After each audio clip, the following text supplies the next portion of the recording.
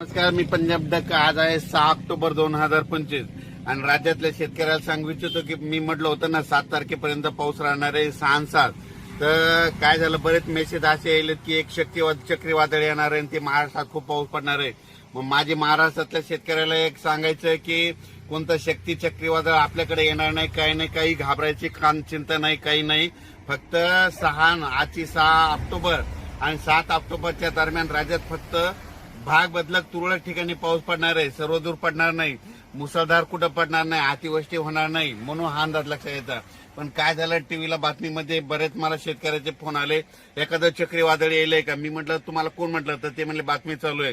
तर महाराष्ट्रातले सर्वप्रथम शेतकऱ्याला सांगू इच्छितो, कोणतं काही चक्रीवादळ काही आपल्याकडे येणार नाही, काही नाही. फक्त आज आणि उद्याच्या दिवसात थोडं भाग बदलत पाऊस पडणार आहे, म्हणून हा अंदाज लक्षात येतात. दररोज वेगवेगळ्या भागात ह्या 2 दिवसामध्ये पाऊस असणार आहे, म्हणून हा अंदाज लक्षात येतात.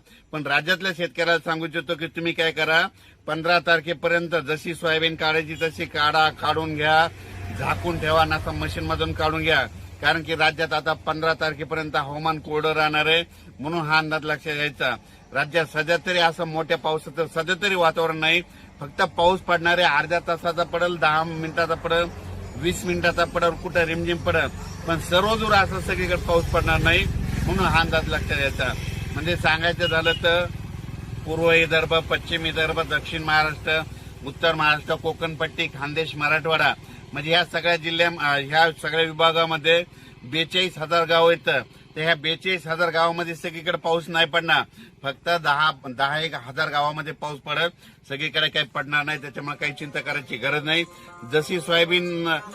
जसं तुम्हाला सोयाबीनला वेळ भेटेल, तुम्ही काय करा, तसं सोयाबीन काढून घ्या आणि जसं दुपारपर्यंत काढा, वाटल्यास उचला, वळी लावून घ्या.